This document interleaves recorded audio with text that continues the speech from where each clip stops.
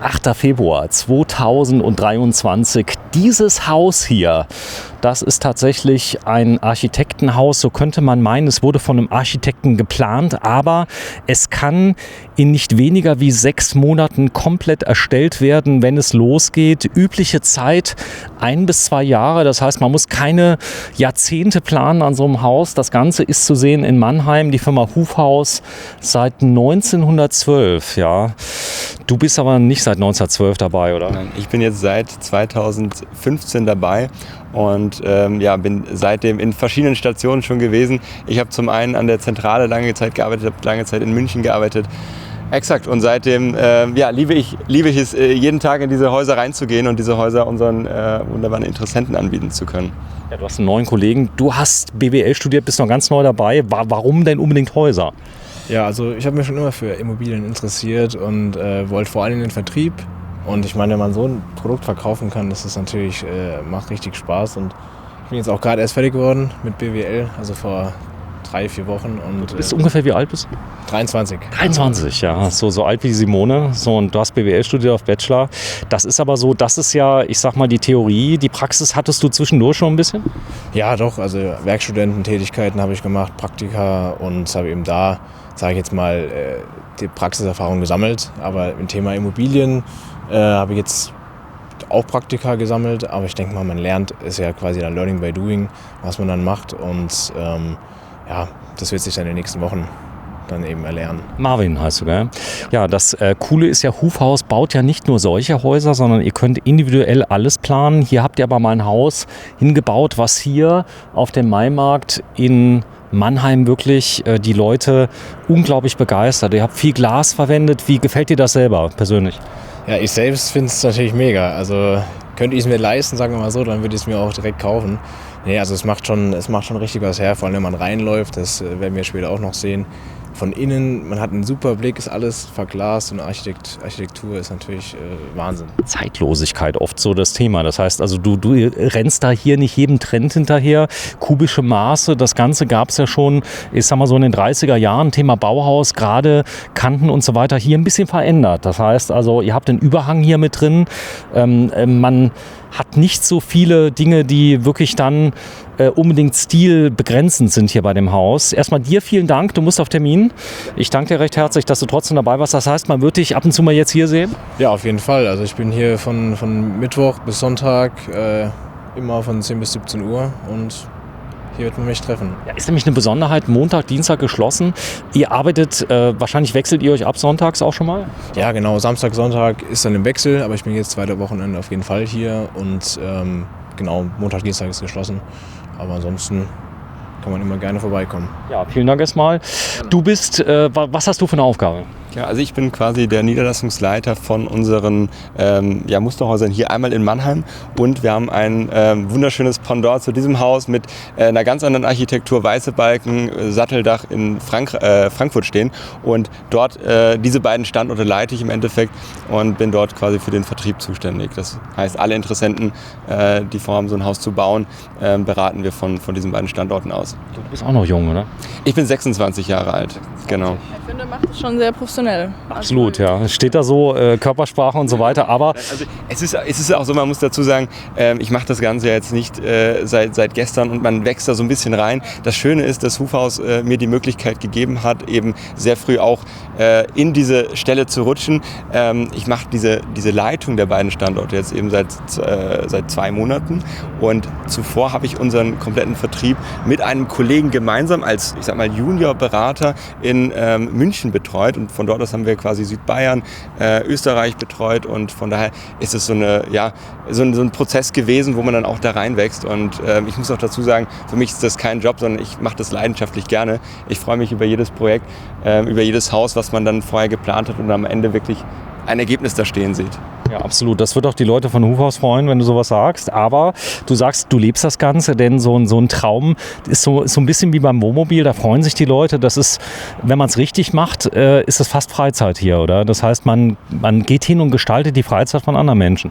Eben, definitiv. Also so eine Hausplanung an sich ist was unheimlich Intimes, weil man geht auf die gesamten verschiedenen Alltagssituationen der Bauherren ein. Man schaut, was muss man alles in so einem Haus berücksichtigen, und geht natürlich auch viele solche Themen durch. Und am Ende des Tages gestaltet man den Wohnraum, den Aufenthaltsraum, wo die Menschen die meiste Zeit verbringen, für die nächsten 20, 30 oder auch viel mehr Jahre, je nachdem, wie lange die Leute natürlich in ihrem Haus wohnen. Ja, wir werden gleich mal testen. Wir haben nämlich eine Autobahn in Sichtweite, keine 50 Meter, 60 Meter von hier weg. Das ganze Thema ist natürlich, die Baustoffe müssen steif sein. Das Thema ist natürlich Wärmeisolierung, Kälteisolierung, aber auch Schallisolierung. Ist das hier laut drinnen? Hört man die Autobahn? Also ich meine, wir werden es ja gleich vielleicht selber auch mal feststellen. Hier, das ist ein Beispiel. Wir haben in Nürnberg beispielsweise nochmal ein Musterhaus, das steht noch dichter an der Autobahn. Und durch diese Verglasung und die Wandelemente, wie wir sie produzieren, haben wir eine Schallisolierung von über 42 Dezibel. Bedeutet am Ende des Tages, ich höre von dieser Autobahn nichts in diesem Haus. Das kann man schwer beschreiben. So eine Zahl hilft einem da auch wenig weiter. Ich kann ja sagen, ich glaube 9 dB ist ein Viertel der Lautstärke. Und das ist, glaube ich, du hörst nichts. Also man muss es, am Ende des Tages muss man wirklich mal in so einem Haus gewesen sein, um wirklich den Vergleich oder um es wirklich selber zu erleben.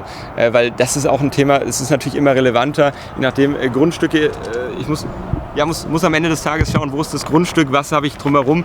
Und gut zu wissen ist eben dann, wenn ich das Haus baue, dass ich auch drinnen entsprechend trotz Lärmquellen außen diese Ruhe genießen kann. So, ich gehe mal extra hier hin. Da vorne ist auch noch eine Säge. Zum Glück haben wir ein Richtmikrofon mit dabei. Es ist oft so, dass solche Häuser eben nicht auf dem Land stehen, ganz ruhig, sondern ihr habt in Frankfurt ein Musterhaus, da ist ein Flughafen, das weißt du. Wir haben auch hier einen Flughafen, da startet auch schon mal, ich sag mal, eine Maschine, jetzt kein Düsenjet, aber die sind laut. Das hörst du drin fast gar nicht, oder? Exakt, das ist halt genau der Punkt. Und das muss man einfach selbst erleben, musst du sich das selber anschauen, weil dann kann man wirklich feststellen, wie ruhig das in diesen Häusern ist. Aber was ist das hier denn, was ihr hier gebaut habt? Das gehört euch dazu? Ist das ein Teil des Ensembles? Das gehört zum Grundstück, ist aber so ein bisschen aus der Historie entstanden. Das Haus, was ihr jetzt hier seht, ist natürlich nicht das erste Musterhaus, was wir hier stehen haben. Wir hatten vorher ein anderes Musterhaus, was genau an diesem Punkt, wo wir jetzt gerade stehen, stand. Und der Keller von diesem Haus, der ist immer noch hier. Das heißt, das hier deckt im Endeffekt diesen alten Keller komplett ab. Das heißt, das Haus wurde nicht an gleicher Stelle errichtet, sondern neben dem alten Haus. Ja, das Coole ist, so einen Keller kann man immer wieder mal gebrauchen. Den baut man nicht zurück, da könnte wieder ein neues Musterhaus drauf entstehen. Und es wird mal mit, mal ohne Keller gebaut. Das ist ohne Keller? Exakt, also dadurch haben wir diesen Keller auch in dem Fall, ich sag mal, nicht für das Haus genutzt. Wir wollten auch zeigen, wie so ein Konzept eben auch ohne Keller funktioniert, weil, wie du auch gerade gesagt hast, also mittlerweile kann man eigentlich sagen, 50-50, also sprich 50% wird mit Keller gebaut, 50% ohne. Und das Konzept funktioniert hier komplett ohne Keller. Und dementsprechend wollten wir das Ganze auch mal so zeigen. Und dementsprechend haben wir es neben unserem bisherigen Standort gebaut. So, das ganze Haus entsteht wirklich in 6 Monaten innen und außen. Könnt ihr das bauen?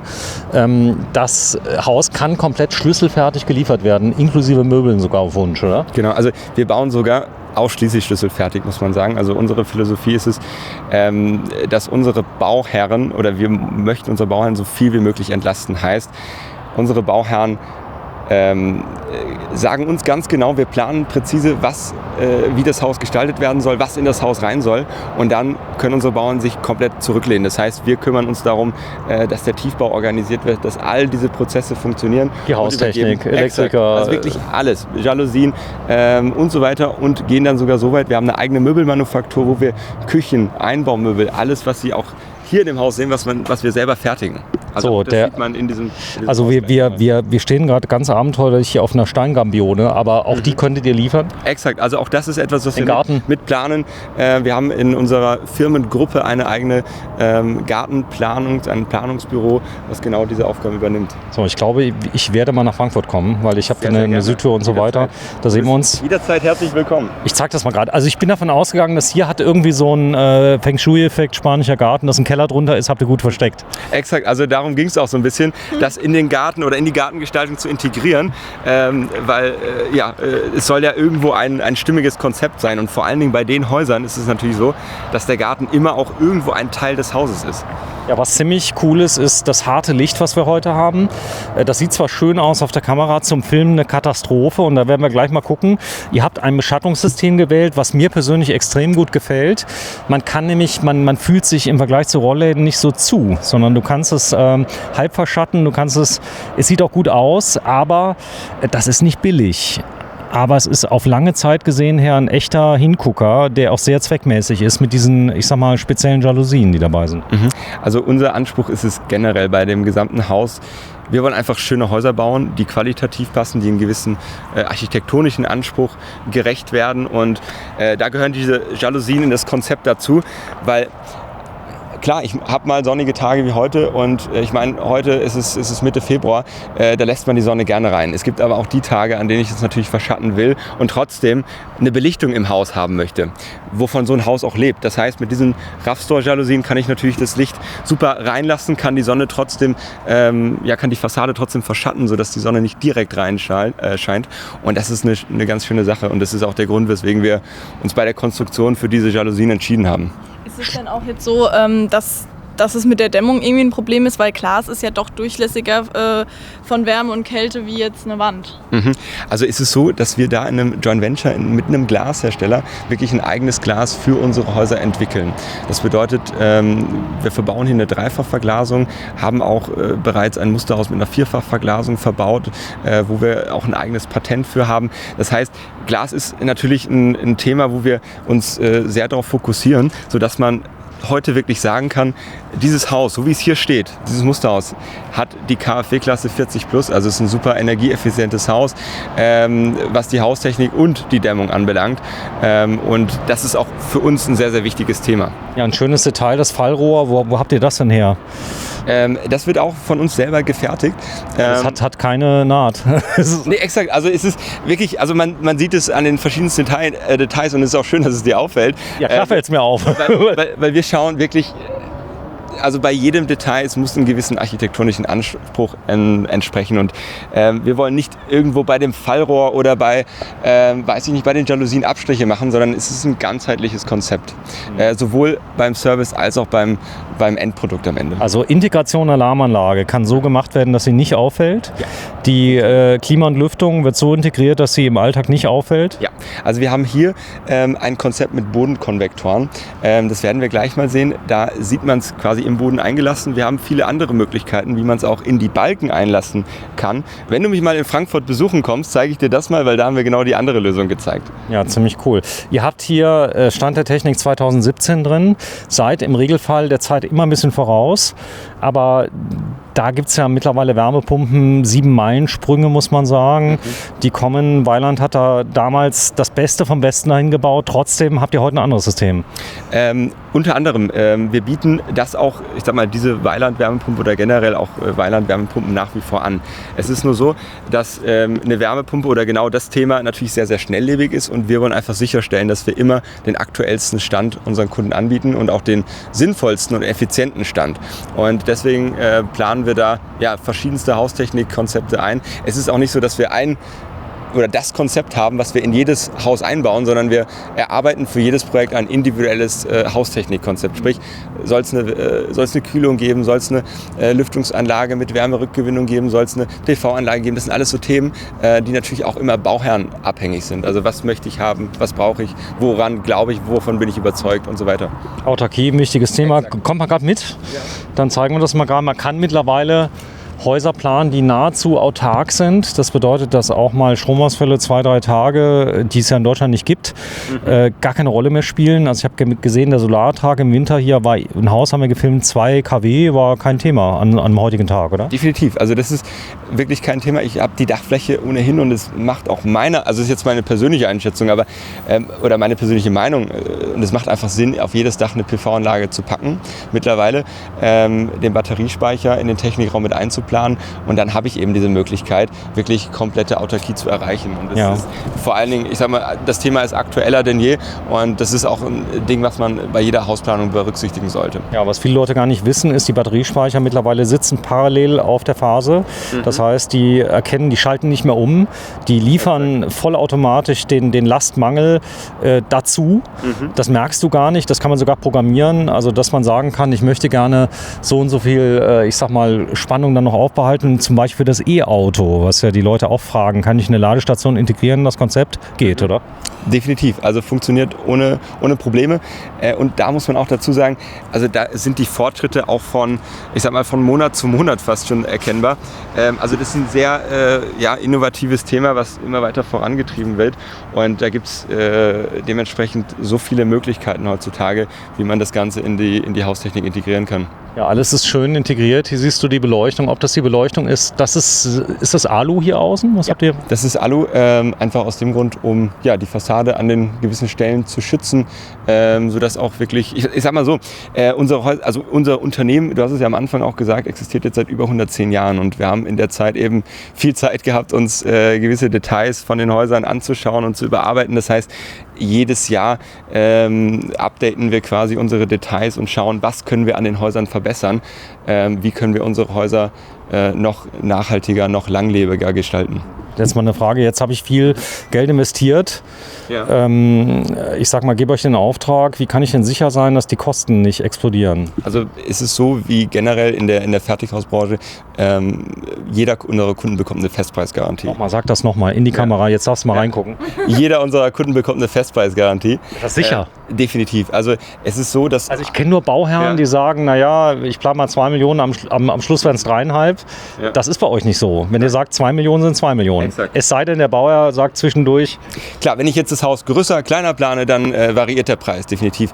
Dann muss man es natürlich dementsprechend anpassen. Aber... Simone hat mich nämlich gefragt, sie hätte jetzt 2,4 Millionen. Ja, die habe ich mal. Hast du mal eben, aber du hast ja keine 2,8. Nee, 2,4. Baustoffe und so weiter sind da in der Festpreisgarantie mit drin. Exakt, also das ist quasi das Risiko, was dann wir als Huf übernehmen. Ihr habt keine Gleitpreisklausel? Nein, gibt es nicht. Ihr habt keine versteckten... Nein, also wenn ich jetzt das Haus so plane oder so baue, wie ich es geplant habe, wie es quasi am Anfang... Du kommst nicht abends mit einer Flasche Schnaps und sagst, wir müssen mal über ein dringendes Thema reden, die Holzpreise sind... Also bin ich auch super froh drum, weil das ist genau der Punkt, was wir irgendwo... Spaß, eben, also das ist auch das, was diesen ganzen Hausbauspaß verhindert. Also am Ende ist Hausbau oftmals mit Stress verbunden, das ist bei uns aber eben nicht der Fall. Und das ist auch, gehört auch dazu. Also einmal muss ich mich zurücklehnen können, mich darauf verlassen können, dass das Haus so gebaut wird, wie es geplant wurde. Und der zweite eben entscheidende Faktor ist, dass es auch zu dem Preis gebaut werden kann, wie es im ersten Gespräch bereits vereinbart wurde. Für was sind jetzt diese Rohre da? Ist das ein Ablauf oder? Ja, okay. Das sind im Endeffekt Fallrohre, wo das Dach drüber entwässert wird. Okay. Das ist ganz krass. Ihr habt diese Rohre hier, da haben wir nicht vorher drüber gesprochen. Das ist echt cool. Was ist denn da für ein Dach drauf? Ein Walmdach? Das ist ein Flachdach. Flachdach, was extensiv begrünt ist mit einer PV-Anlage. So, man sieht es nämlich nicht. Hat es eine leichte Neigung, das Flachdach? Ja, also ein Flachdach hat immer 2-3% Neigung, damit eben auch das Wasser eben Richtung Fallrohre dann auch geleitet werden kann. Das heißt also, ihr habt kein flaches Flachdach, sondern eine leichte Neigung. Muss man auch wissen, war nicht immer so. Es ist eben, also ist natürlich alles auch ein Stück weit Entwicklung gewesen, weil man hat festgestellt, wo sind gewisse Schwächen von so einer Konstruktion und dementsprechend ist man heute bei der Dachform wirklich flexibel. Aber was ist das da? Kann ich das kaufen? Das ist der Mülleimer, Aschenbecher Mülleimer. Ist das geil. Ich will sowas haben. Zur Holzfarbe. Weil ich habe so oft Sachen, ich komme aus dem Auto raus, habe Sachen dabei, die will ich wegschmeißen und dann habe ich immer Tüten im Auto rumliegen, wo ich die sammle. Komm, wir zeigen noch was Cooles, dass wir das mal sehen. Das ist wahrscheinlich der Mülleimer, der Außenmülleimer. Exakt, da stehen die Mülleimer drin. Habt ihr auch eine Müllabfuhr hier bei euch im Musterpark? Kommt da die Müllabfuhr? Tatsächlich. Also das wird dann einmal in der Woche, stellt man die Mülltonnen vor die Tür. Darf ich das mal sehen, wie das Ja, geht? wir können es mal öffnen. Also da wird zur Seite geschoben und tada, da habe ich die. Sieht halt echt ein bisschen schöner aus, wie die Tonnen einfach da stehen. Ja, man könnte auch die Tonnen da hinstellen. Das haben Kollegen übrigens gemacht hier im Musterhauszentrum, aber es geht ja auch schöner. Exakt, also es ist immer ein bisschen Geschmackssache, wie man es dann präsentieren möchte. So, und was ist das hier? Kunstrasen? Exakt, das ist Kunstrasen, weil wenn wir jetzt hier in diese Steine, also es soll so ein bisschen diesen Rasen fortsetzen, man sieht es hier, er beginnt links und endet rechts. Und wenn man hier natürlich tagtäglich am Wochenende die Besucher drüber laufen, würde der Rasen sonst nicht mehr so grün aussehen. Übrigens 8.2. Also wenn jetzt einer sich beschwert, der Rasen sieht ja aus wie Sau. Wir filmen mitten im Winter, also das heißt, demnächst wird ja alles schick gemacht, auch hier draußen. Aber ihr habt ganz bewusst, lasst ihr die Patina ein bisschen drauf. Haus ist jetzt 6 Jahre alt. Ihr macht nicht die Motorwäsche jeden Tag beim Haus. Nein, also die Leute sollen ja sehen. Realistisch aussehen. Ne? Also muss man auch dazu sagen, es ist auch so, also es ist eine Frage, die auch häufig aufkommt, Fenster, wir haben viel Verglasung. Bei unseren Häusern ist es so, wir lassen die Fenster wirklich 2-mal im Jahr maximal bei unseren Musterhäusern reinigen. Einfach aus dem Grund, weil es öfter nicht notwendig ist und es soll auch irgendwo aussehen wie ein Haus, wenn es bewohnt ist. Ich habe übrigens eben den Staubtest gemacht an einer Stelle, wo ihr noch nie gereinigt habt. Zeig mir das mal später. Hat den Staubtest bestanden, denn ihr habt eine Filteranlage mit drin, ihr habt ein Luftaustauschsystem mit einer Filteranlage mit drin, das also dafür sorgt, dass man nicht immer lüften muss.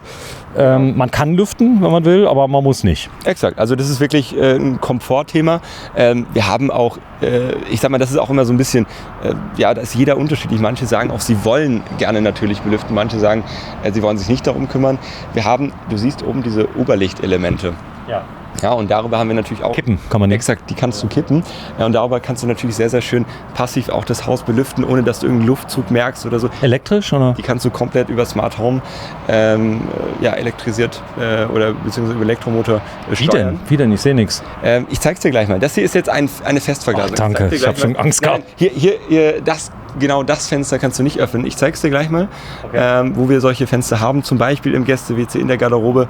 Da können wir uns gleich mal ansehen. Das ist ja total geil. Ihr habt die Abstreifmatte habt ihr integriert in das ganze Design. Das heißt, da liegt keine Ikea-Matte irgendwo drauf, die ihren Sinn nicht hat, sondern... Das ist eben genau der Punkt, wo wir sagen, das Haus lebt über die Verbindung zum Garten nach außen.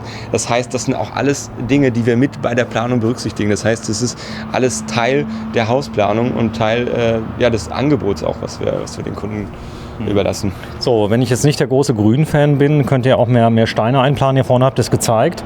Also wenn ich jetzt sage, okay, ich bin vielleicht nur 2-3 Monate da im Jahr, habe das hier jetzt da.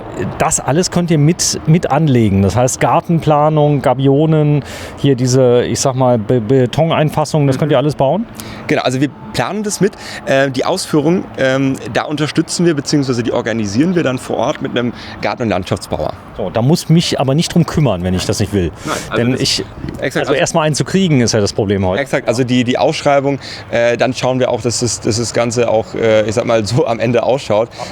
Exakt die Abnahme, wie es geplant war. Also da muss man sich als Bauherr dann in dem Fall nicht drum kümmern. Danke. Also das heißt, wenn man das Selbstausbauhaus haben möchte, dann geht man woanders hin. Es gibt ja genug Häuser hier. Aber ihr kümmert euch um die Leute, die sagen, ich will gerne alles aus einer Hand haben, Festpreisgarantie. Genau. Ihr könnt alles organisieren. Simone? Ja, ich wollte gerade sagen, ihr habt aber auch nicht die Handwerkerkunden unbedingt, oder? Ja, also muss man schon dazu sagen, weil es macht auch für solche Kunden auch keinen Sinn, weil wir haben eben ein Konzept, was darauf ausgelegt ist, dass es ganzheitlich funktioniert. Und wir selber wollen natürlich auch möglichst, dass wir, um ein solches Ergebnis erzielen zu können, dass wir alles auch in unserer Hand belassen, damit wir auch sicherstellen können, dass das Haus am Ende auch so ausschaut, wie wir es Porsche, das Porsche-Prinzip. Bei Porsche ist so, dass du nur eine Approve-Garantie kriegst, wenn du die 111 Punkte erfüllst. Und das ist halt, dass der Porsche original bleibt. Ja. Das ist ganz wichtig. Was ist das hier, Fokus?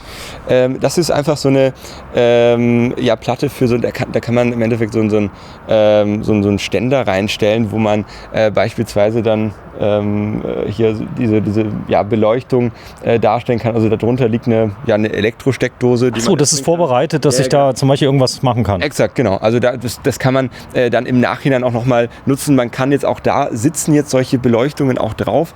Man kann jetzt aber eben dort auch eine Beleuchtung, die nach oben geht, einstellen. Man ist da so ein bisschen flexibel. Man hat auf jeden Fall die Leitungen schon mal dort.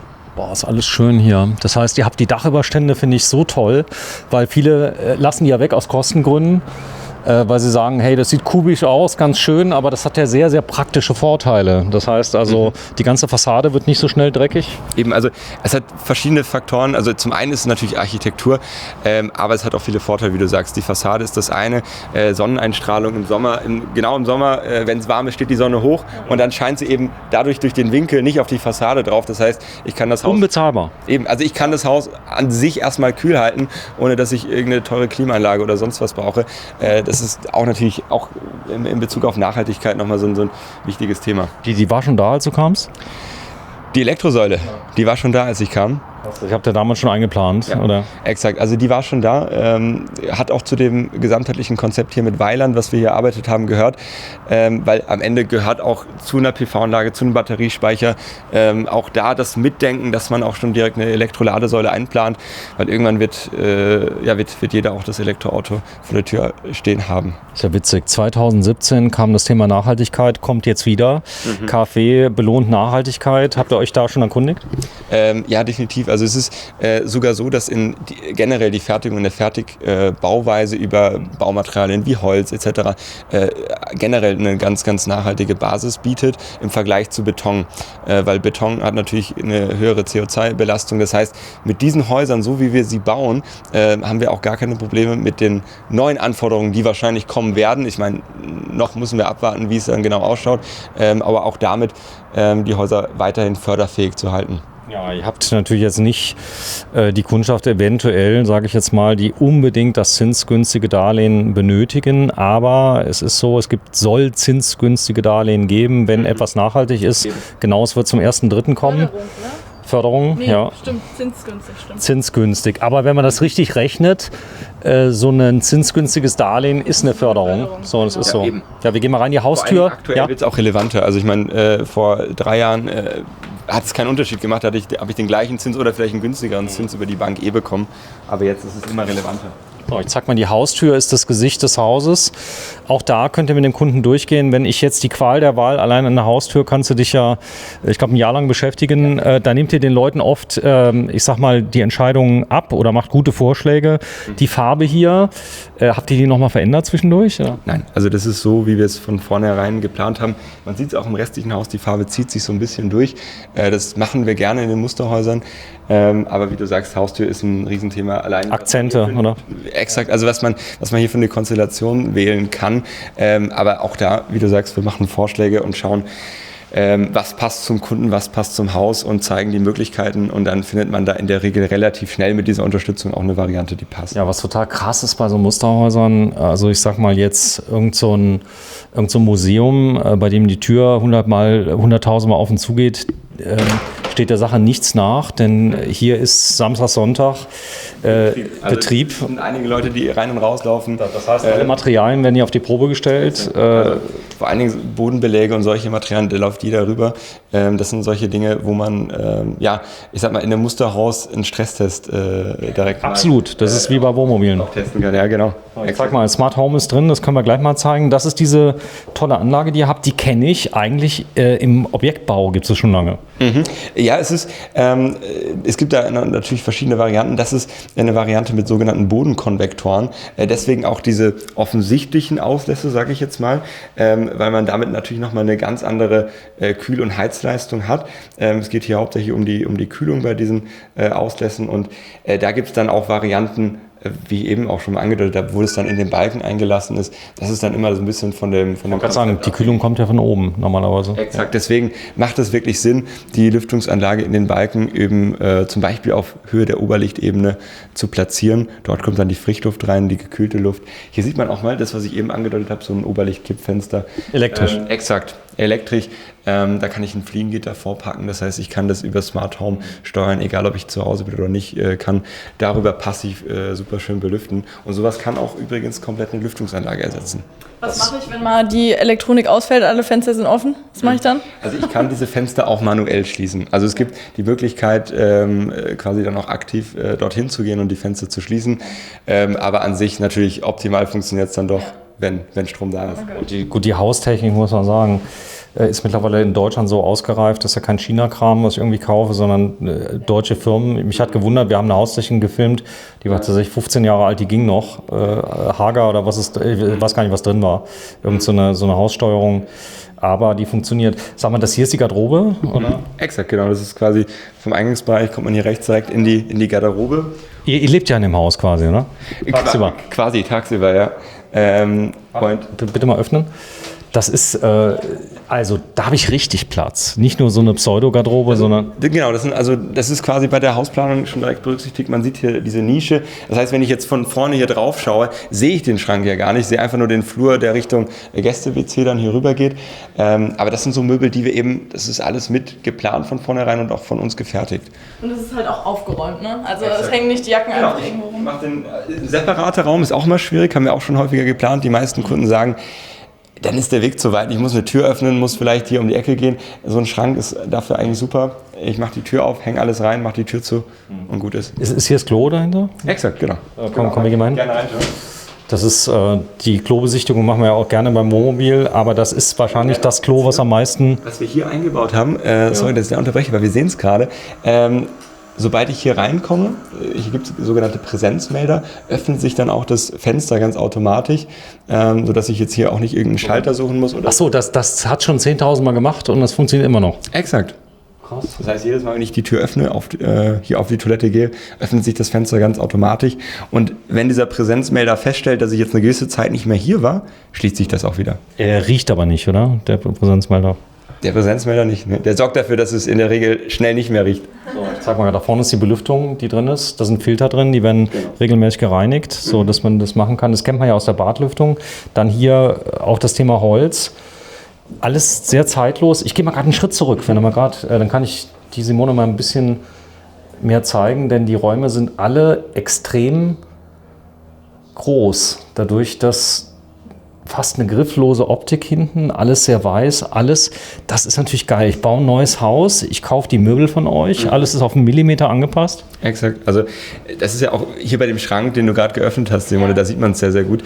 Dieser Schrank ist quasi genau auf die Tiefe von dieser Installationswand ausgelegt, sodass es und endet bündig mit diesem Oberlicht oben, also dass es dann auch ein gesamtheitliches Bild gibt und zur Architektur vom Haus passt. Aber was habt ihr jetzt an Möbeln dabei? Also die Einrichtung wie jetzt Wohnzimmer und so ist dann nicht wahrscheinlich, aber halt so Badschränke oder jetzt hier so eine Garderobe dann. Genau, also es ist wirklich kundenabhängig. Also ich kann wirklich auch die Wohnzimmermöbel, die Teppiche, die Gardinen mit dazu bestellen und bekomme das Ganze auch so. Es ist wirklich immer abhängig vom Kunden. Manche sagen, ich möchte einfach nur die Einbaumöbel, beispielsweise die Ankleide wie hier und dann noch die Badezimmer. Ein paar Sachen bringe ich mit. Das ist immer ganz individuell. Küchen bauen wir sehr, sehr häufig direkt mit ein, weil das ist irgendwo auch Teil des Hauses.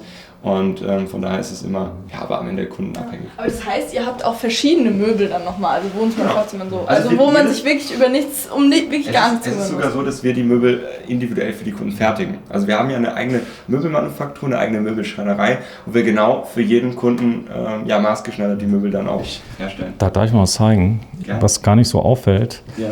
Dieser Spiegel ist genauso groß wie das Loch, was wäre, wenn kein Spiegel da wäre. Exakt. Und dieses Loch, damit die Lampe passt, habt ihr wahrscheinlich auch nicht zufällig gebohrt. Das heißt, es war nicht im Baumarkt genau mit der Bohrung, sondern ihr habt das genauso dahingesetzt, damit es so passt. Exakt, also das ist eben das, was ich meinte. Also das wird schon während der Hausplanung, während der Bemusterung sind das Themen, die man direkt mit plant und wir reden doch hier eigentlich über eine Luxusjacht. Die kommt ja auch eingerichtet mit den Möbeln, die fest eingebaut sind, mit allem drum und dran. Das heißt, du kannst noch was ergänzen, du kannst aber quasi so einziehen, wie es ist. Und auf Wunsch liefert ihr sogar noch, ich sag mal, das Bett noch mit zu. Also wenn einer sagt zum Beispiel, ich habe in Frankfurt, möchte mir gerne ein Haus haben, das... Alles mit dazu. Alles mit dazu. Ja. Gibt es so Kunden? Ja klar, also jeder, ich meine, also mindestens gibt es, ich sag mal, 1, 2 Möbelstücke, die jeder irgendwo auch mal aus einem bisherigen Haus, Wohnung mitnehmen möchte. Es gibt aber auch die sagen, ich möchte mich hier komplett neu austoben, möchte komplett neu einrichten. Das ist immer komplett individuell, aber es gibt die von bis, sage ich mal, auch die Leute, die dann wirklich nur den Koffer und die Zahnbürste einpacken und ins Haus einziehen. So geil. Also das muss man ganz klar, ich glaube, wir haben es gut wiedergegeben, das Thema Yachtbau ist genauso. Du hast quasi auf Wunsch alles, was du willst. Fängt an mit den Bewegungsmeldern, das Thema Smart Home. Das heißt, ich gehe vorbei, der merkt, es ist dunkel, schalte das Licht an, natürlich nur, wenn es dunkel ist und so weiter. Wenn man hier rumgeht, das Thema, ich finde das so krass. Das bedeutet, die kleine Wärmepumpe draußen heizt das ganze Haus, jetzt im Winter. Exakt. Also ist natürlich auch nur deswegen möglich, weil die Effizienz von diesem Haus auch extrem gut ist. Das heißt, die Verglasung, die Wandelemente etc. Es funktioniert einfach, es ist ein sich geschlossenes System und dadurch, das macht das Ganze möglich. So, hier haben wir diesen Schrank, den habt ihr selber geschreinert. Der passt natürlich genau rein. Das heißt, ich musste hier keine Standardtürmaß, ihr habt einfach alle Türen so weit verbreitert, bis sie genau gepasst haben. Genau, also muss man auch dazu sagen, es ist alles auch rollstuhlgerecht, also sprich, wir haben da eine gewisse Türbreite, die dann auch schon von Haus auf dafür passt. Aber auch das sind Dinge, da gibt es keinen Standard, da gibt es kein Maß, was wir ausschließlich verbauen, sondern auch das planen wir individuell. So, hier vorne haben wir noch eine kleine Dehnungsfuge drin, ansonsten könntet ihr sogar durchlegen, aber irgendwann ist mal Feierabend, gell? Ja, und ich sag mal, es kann ja auch sein, dass man vielleicht irgendwann mal diesen Raum komplett abtrennen möchte, dass man auch mal Raum für Raum andere Bodenbeläge verlegen möchte. Das heißt, in dem Fall hat man dann hier schon die Vorbereitung, sodass man auch im Nachgang hier im Büro beispielsweise die Fliesen rausnehmen kann und Parkett legen kann. Auch das sind ja Dinge, man möchte sich ja vielleicht in Zukunft mal verändern. Ja, was ich total krass finde, ist dieser Spiegel, der oben drüber ist. Der irritiert mich so kolossal, dass ich denke, da wäre jetzt so eine Verglasung nachahmen tatsächlich, genau. Das ist euch gelungen, denn dahinter ist was ganz Schlimmes. Ich zeige das mal gerade. Bitte mach mal auf. So, und das ist so, wenn du nachhaltig bauen willst, du kannst dieses ganze Haus hier später abbauen mit Teams und das tun die Leute tatsächlich. Ihr verkauft die Häuser anschließend und die kannst du demontieren, kannst du irgendwo anders sogar wieder aufbauen. Exakt, also ich habe ja eben von dem Keller erzählt. Das Muster, was dort drauf stand, hat ein Bauherr von uns gekauft und wir haben es hier abgebaut und bei ihm auf der Baustelle wieder aufgebaut. So, ich zeig mal gerade, da gab es auch... Genau, da gab es auch... Hier gelassen. Es gab auch Baupläne dazu, dass die Wärmepumpe, die man sieht, das ist der Wasserspeicher. Das heißt, der wird natürlich auch dann gefüllt, wenn es nicht zu kalt ist draußen. Das heißt, also Wärmepumpe funktioniert umso besser, effizienter, je wärmer es draußen ist. Das ist natürlich je nachdem krass. So, und der Batteriespeicher habt ihr auch schon hier drin? Genau, also den Batteriespeicher sehen wir quasi hier. Das ist der Batteriespeicher, okay. Genau, also es ist wirklich überschaubar, was das Ganze auch an Größe mittlerweile einnimmt. Also das ist, wird immer kompakter, aber klar, hier in dem Haus haben wir alles, reingepackt, was möglich ist, um auch gewisse Dinge, gewisse Konzepte zu testen. Und das ist übrigens Stand der Technik 2017, also bitte, das ist jetzt nur mal beispielsweise, was es ist. Da oben der Laderegler, genau, kann ich gleich mal zeigen, Solar. Das KNX-System. Bringt zurzeit 3 kW. Genau, also hier sieht man, die Sonne scheint drauf. Im Winter. Also wir haben ja schräge Sonneneinstrahlung im Moment. Exakt. Also und auch ein Flachdach, muss man auch dazu sagen. So, ein bisschen EDV noch mit drin. So, dann das hier. Smart Home System sieht man hier, die Sicherungen etc. Ja, mit Sichttüren finde ich auch klasse. Das ist auch, dass ich nicht jedes Mal öffnen muss, wenn ich irgendeinen Zustand mal ablesen will. Okay, habe ich verstanden. So, ich zeige es mal gerade. Also es riecht nichts hier drin. Also es gibt ja keine Ölheizung mehr. Du brauchst ja eigentlich keinen Keller mehr, oder? Nein, also es ist wirklich dann erforderlich, wenn wir haben eigentlich, 3 Szenarien, in denen unsere Bauherren Keller bauen. Wenn wir eine starke Hanglage auf dem Grundstück haben, macht das Sinn. Zweitens, wenn ich jetzt einfach persönlich so viel Abstellfläche benötige, wenn es jetzt einfach meine persönliche Präferenz ist, ich möchte unbedingt einen Keller bauen. E-Bikes, keine Ahnung. Autos. Man das eben auch gut schon auslagern kann. Und der dritte Fall ist eben wenn ich jetzt ein Grundstück in einer extrem teuren Lage kaufe, zu einem hohen Quadratmeterpreis, dann kann es natürlich sein, dass ich jetzt auch einfach jeden Quadratzentimeter Wohnraum, den ich irgendwie generieren kann, auch generieren möchte. Zum Beispiel. Ich hab London einen Film gesehen, 3 Stockwerke unter der Erde, weil das so teuer ist. Was ich geil finde, ist euer Putzbecken. Auch das hat Stil von Villeroy & Boch. Das muss nicht immer hässlich sein, auch wenn man es nicht sieht. Das gefällt mir. Das ist schön. Lüftungssysteme, sieht man da oben. Ist das eine Luftansaugung, Absaugung? Wie funktioniert das? Also man sieht quasi hier, rechts die Leitung der Renson-Lüftungsanlage. Also hier sieht man quasi das zentrale Element, was dann die Lüftungskanäle bzw. die Luft in die verschiedenen Räume, in die verschiedenen Richtungen leitet. Also das ist quasi Bedeutet, ich kann die Luftfeuchtigkeit pro Raum einstellen? Ja, ich kann die Luftfeuchtigkeit und die Qualität auch überall kontrollieren und dementsprechend steuert, das ist eine sogenannte bedarfsgerechte Lüftungsanlage, die dann dahin die Luft steuert, wo es gerade notwendig ist. Boah, wie krass. Das bedeutet, Allergien sind der Vergangenheit, trockene Luft gibt es nicht mehr. Winter kennst du ja, Leute haben da echte Probleme mit. So, das ist so eine Wand hier, die ihr habt? Ich würde sagen, das sieht auch ein bisschen anders aus, so wie wir es jetzt normal kennen. Also es sieht ein bisschen massiver aus, oder? Also das ist jetzt so eine Innenwand tatsächlich auch, muss man dazu sagen. Also das hier ist jetzt eine Holzfaserdämmung. Dann haben wir hier 2 verschiedene Wandaufbauten. Das ist jetzt dieser massive Holzaufbau, den wir eben häufig verwenden. Dann eine Naturgipsplatte und dann Strukturputz nach außen. Wobei auch vor allen Dingen der Part natürlich komplett individuell ist. Also ob ich jetzt hier Strukturputz haben möchte, irgendein Glattflies oder ob ich es glatt verputzt haben möchte, das ist wirklich... Also ich hätte gerne diesen alten Strukturputz, wo du dir wehtust, wenn du drüber fährst. Kennst du ja noch? Exakt. Wenn man vorbeiläuft oder so, reißt man sich die... Hier ist dann nochmal Dämmung. Exakt. Wobei man dazu sagen muss, dass... Das ist eine Außenwand? Genau, das ist jetzt eine Außenwand. Hier sitzt quasi der Balken, das tragende Element, so ein Glaselement, wie es verbaut ist. Und dann haben wir hier den Wandaufbau. Dieser Bereich ist quasi die Dämmschicht nach außen. Dann haben wir hier das tragende Holzelement, Holzfaserdämmung nochmal nach innen und dann eben auch die Naturgipsplatte mit dem Finish, wie man es dann am Ende auch haben möchte. Was ich total krass finde, ist, der Aufbau ist wirklich anders. Ja, also das heißt, du kannst dir Sachen dranhängen, du kannst auch schwere Sachen machen, wie irgendwelche Oberschränke, die auch ein bisschen was halten müssen, das geht. Also das ist gar kein Problem. Also in die Küche irgendwelche Schränke zu hängen etc., das ist überhaupt gar kein Problem. Haus fällt nicht um. Exakt. Also am Ende ist es eine massive Konstruktion, klar, das tragende Element ist immer dieser Balken, aber auch die Wandelemente können wir als massive Holzwände darstellen. Feuchtigkeit, die reinkommt, kommt wieder raus? Ja.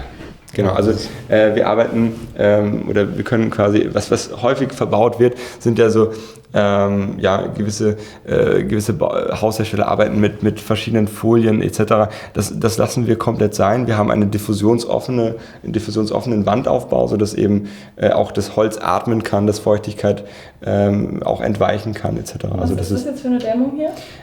Das hier ist ein Wärmedämmverbundsystem, was wir bis vor 5 Jahren verbaut haben. Mittlerweile setzen wir tatsächlich voll auf auch andere Stoffe wie beispielsweise Holzfaserdämmung. Das ist also tatsächlich auch nicht mehr der aktuelle Wandaufbau. Aber ich sag mal, die Wanddicke stimmt aber noch. Die Wanddicke stimmt natürlich noch, ja. Da hat sich nicht viel getan. Im Prinzip ist es allerdings so, dass wir bei den Materialien eigentlich jährlich schauen, welche Materialien kann man ersetzen, welche Materialien haben bessere Eigenschaften und so weiter. Sehr schön. Also, 26 bist du. Exakt. Krass. Du bist ja unbezahlbar für die Firma Huf. Wie du das erklärst mit allem drum und dran, aber ich denke mal so, die Kundschaft, die hierher kommt, die möchte doch einiges erfahren. Fragen, die Tiefe der Fragen kann sehr tief gehen, oder? Ja, definitiv. Also es ist auch bei jedem, ist auch ganz interessant zu beobachten, bei jedem Interessenten sind es andere Themen, die interessant sind oder die relevant sind. Bei manchen geht es ausschließlich um die Haustechnik. Was haben wir für Möglichkeiten mit Smart Home?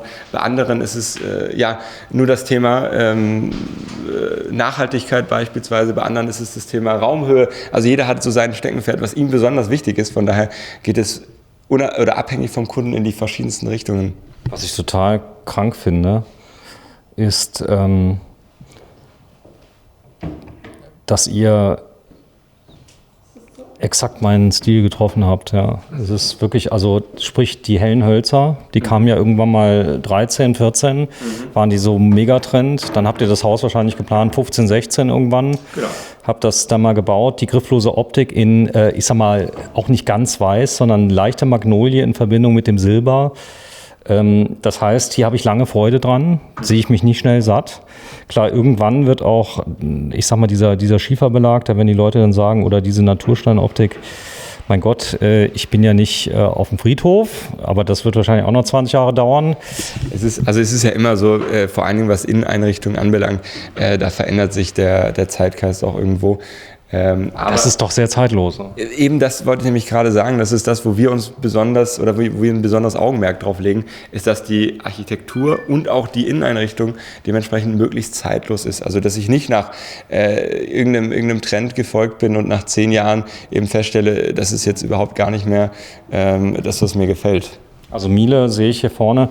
Das ist natürlich auch so eine Entscheidung, die ihr getroffen habt. Ihr wolltet Systeme haben, die ab Werk schon mal auf Herz und Nieren geprüft werden. Das ist bei Miele so.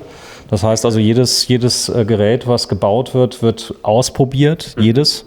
Das ist wirklich so. Und das hier ist ja Standard. Ich meine, das hat jeder in jedem Haushalt. Aber diese Kombination, wie sie hier nebeneinander hängt, die ist so unauffällig. Also wenn du weiter weg guckst, siehst du nur diesen grauen Akzent. Und es ist, auch wenn man von weiter weg schaut, es ist exakt mittig in dieser Küchenzeile platziert, sieht man ganz gut. Es ist auch Simone sicher, sehe ich gerade. Denn, ich check nicht, wie man es auf. du weißt, wie es aufgeht? Ja, ich kann es mal gerne zeigen. Also man muss es tatsächlich dafür einschalten, Ach so. um dann das Ganze hier öffnen zu können. Es sind auch, also vielleicht ganz kurz zur Erklärung, wir haben hier auch verschiedene Bauteile verbaut, die man komplett, also auch diese Küchenplanung, was man dann jetzt da verbaut, ist am Ende aber auch kundenabhängig. Also Miele ist jetzt ein Komponent oder ein Anbieter, den wir verbauen. Nehme ich. Aber was auch sehr, sehr schön ist, ist zum Beispiel auch die Gaggenau-Geräte. Ich nehme Miele. Verbauen. Gaggenau nehmen häufig, ich sag mal, viele, die sehr, sehr gerne und ausführlich kochen. Weil Gaggenau wird häufig eher so als das Profi-Equipment wahrgenommen. Ich nehme Miele. Ich nehme Liefer Kühlschrank und Miele Geräte. Ich habe nämlich die Spülmaschine von Miele, wo du klopfst. Habt ihr die auch hier verbaut irgendwo? Die Spülmaschine, die haben wir. Zum Klopfen. Also man muss quasi einmal draufklicken. Hier drückt man es rein und klickt dann hier zum Öffnen. Okay. Und dann öffnet sich das Ganze von alleine. Also meine Frau hat mich nämlich für vollkommen bescheuert erklärt, dass wir eine Spülmaschine gekauft haben, wo man klopft und die öffnet. Das hat aber so einen praktischen Vorteil. Die geht nämlich, ihr habt die wahrscheinlich auch verbaut, oder? So. Also ich kenne dieses Modell jetzt nicht so genau. Ich glaube, hier kannst du nicht klopfen. Also die klopfende, du kannst klopfen, aber die öffnet. Also meine klopft und die öffnet und der Vorteil ist, die geht automatisch auf, wenn der Spülvorgang beendet ist und trocknet das Geschirr. Dann auch. Das ist klasse, ja. Das ist klasse, es kann auskühlen. Und das Klopfen, die sieht genauso aus, aber die hat den Mechanismus nicht. Und das ist halt die Integration. Aber Miele ist wirklich toll. Ich sehe es im Yachtbau, hast du überall Miele. Das ist ab und zu mal Bosch.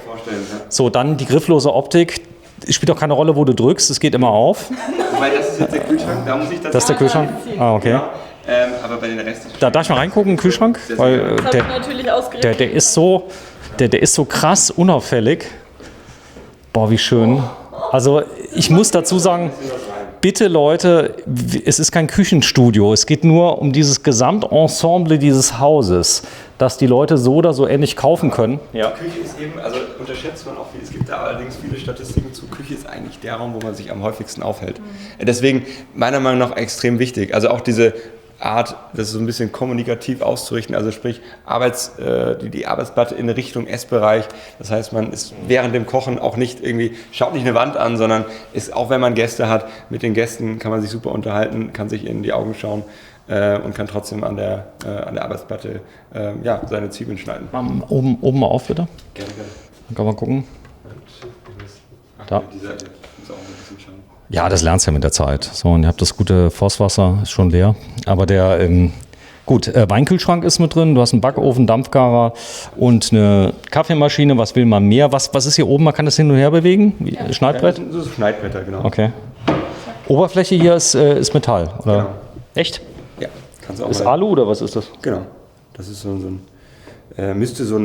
also ich bin mir jetzt nicht 100% sicher, ehrlich gesagt, aber müsste Alu sein. Das heißt, es kriegt im Laufe der Zeit so eine richtig schöne Patina, oder? Ja, man sieht es ja auch schon, also es ist halt sehr schön, es hat einen sehr, ich sag mal, auch einen sehr schönen Look, wo man auch weiß, okay, man kann darauf arbeiten. Passt sehr, sehr gut zu dem Holz und zu dem feinen Weiß wiederum hier. Das ergibt eigentlich eine ganz schöne Kombination. Aber da muss man auch dazu sagen, also vor allen Dingen solche Küchenplanungen sind fast so individuell wie eine Hausplanung. Also wir haben ja eigentlich aber ich habe da gar keinen Bock drauf, muss ich sagen. Oft, also ich arbeite ja für Schmidt-Küchen und da sage ich hier den Leuten von Schmidt-Küchen, sage ich, ey, einfach machen. Ich vertraue dir. Einfach Vorschläge einfach mal machen lassen. Deswegen haben wir auch eigene Innenarchitekten und Küchenplaner. Die arbeiten solche Vorschläge, visualisieren das Ganze und dann sagen sie im besten Fall, genauso machen wir es. So, die Leute werden mich dafür hassen, dass ich das so sage, aber Fachfragen sollte man den Fachleuten entlassen. Und beim Gesamtensemble, wenn ich schon so viel Geld ausgebe, dann kann ich mir hier natürlich bei diesem Haus unglaublich viele Anleihen holen. Also ich kann mir vorstellen, dass man hier vielleicht noch wählen könnte unter 2, 3 verschiedenen Wohnwelten. Die eine ein bisschen dunkler, die andere ein bisschen heller, aber Farben, alles wird aufeinander abgestimmt. Diese Akzentfarben am Eingang, die haben mir gut gefallen. Die du sagst, die findest du immer schon mal wieder hier? Ja, also es gibt zum Beispiel, wenn wir gleich mal ins Wohnzimmer schauen, die Wohnzimmerkissen oder wenn wir ins Obergeschoss schauen oder auch allein die Muster quasi, der Polstermöbel, da greifen wir quasi auch wieder dieses Türkisblau auf. Das versuchen wir immer mal wieder so ein bisschen aufzugreifen, wobei man dazu sagen muss, das ist natürlich komplett Geschmackssache, wie man es dann am Ende umsetzt und sowas ist wirklich bei jedem Projekt komplett individuell, welche Farben, welcher Stil einem auch gefällt, weil so ein Haus ist unheimlich individuell, zum einen, wie es geplant wird und zum anderen, wie es eingerichtet wird. Sag mal hier, das Frankfurter Haus ist ein bisschen älter. Du sagst aber, das ist sehenswert, denn das ist so schön, da kann man auch mal sehen, wie habt ihr geplant vor 20 Jahren? Wie alt ist das? Bei weitem noch nicht so alt. Also deswegen ist es auch interessant. Es ist nach wie vor der aktuelle Stand, den man da sehen kann. Das Haus ist jetzt 10 Jahre alt in Frankfurt. Und es ist sehr interessant, weil es mal einen ganz anderen Stil darstellt. Weiße Balken mit viel Deckenöffnungen, was wir hier in dem Haus gar nicht haben. Und eben ein Satteldach. Was ja eben noch in Großteilen der Baugebiete erforderlich ist. Exakt.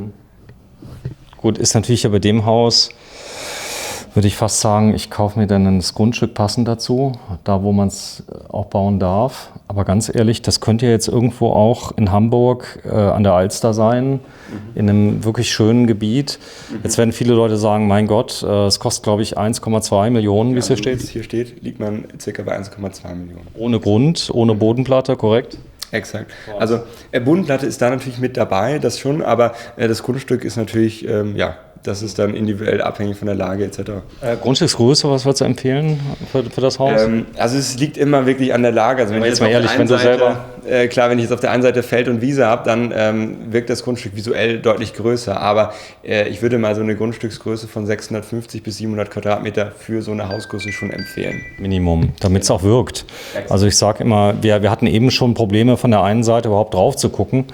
Denn sowas will man sich ja so ein bisschen wie ein schönes Gemälde dann auch mal gerne anschauen. Ich glaube, da hat man lange Freude dran. Was ich total geil finde, sind die Blickachsenlängen. Das heißt, also wenn du hier reinschaust, du kannst bis hinten hindurchschauen. Nichts ist irgendwie drängend hier in dem Haus. Alles ist sehr luftig. Das findet man auch wieder an diesen Balken, die mir aufgefallen sind. Wenn du gerade mal hier aufmachst, dann zeige ich dir mal ein schönes Detail. Wenn dir die Fallrohre schon nicht aufgefallen sind. Nee, dir natürlich schon, aber du kennst das Haus ja jetzt. Aber ich finde halt total klasse, guck mal hier vorne, wie luftig die Aufnahme ist von den Pfosten.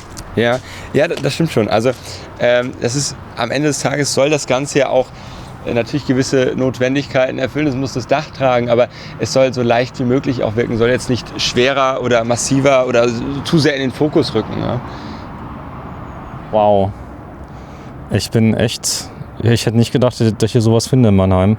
Also nichts gegen die anderen Häuser. Also ich sag mal so, das ist ja schon was Spezielles. Ihr könnt aber auch ganz normal bauen. Also ich sag mal Satteldach und... Genau, deswegen sage ich ja, das wäre zum Beispiel in Frankfurt, das ist dann auch nochmal ganz interessant zu sehen. Und am Ende wird halt wirklich jedes Haus so geplant, dass es zum einen zu den Bauvorschriften vor Ort passt, dass es zu den Wünschen passt und dass es zum Grundstück passt. Also das heißt, aus diesen 3 Faktoren wird wirklich immer ein individuelles Konzept erarbeitet. Simone, es kommt langsam an das Thema Yachten. Du warst leider auf dem Yachtdreh nicht drauf. Aber das hier hat die Qualität von einer wirklich hochwertigen, ich will gar nicht sagen Luxusjacht. Das hier ist, du kannst auch für dasselbe Geld, kannst du dir auch, ich sag mal, was ganz Rustikales kaufen. Also das ist jeder, wie er will. Aber wenn ich was Zeitloses habe, ich kann mir vorstellen, viele sagen auch, das ist mir viel zu kalt. Klar, also am Ende, deswegen ist ja auch die Einrichtung, deswegen sage ich es auch so individuell, Jeder hat andere Bedürfnisse. Der eine mag es mit so einer mit einer fließenden Betonoptik auf dem Boden, möglichst kalt, möglichst steril. Der andere mag es möglichst wohnlich mit einem rustikalen Eichenparkett. Und das ist eben auch das Schöne, in alle Richtungen mal zu gehen und dass man alles abbilden kann. Ist der Stil immer so ähnlich wie in diesem Haus oder habt ihr auch mehr mit Holz oder was weiß ich, wo es jetzt nicht ganz so ins Anthrazit geht? Also das ist wirklich komplett unterschiedlich in jedem Haus. Also in den Musterhäusern versuchen wir so verschiedene Richtungen mal aufzuzeigen, aber Ihr könnt Guck mal, hier ist so ein Katalog, da können wir noch mal gucken.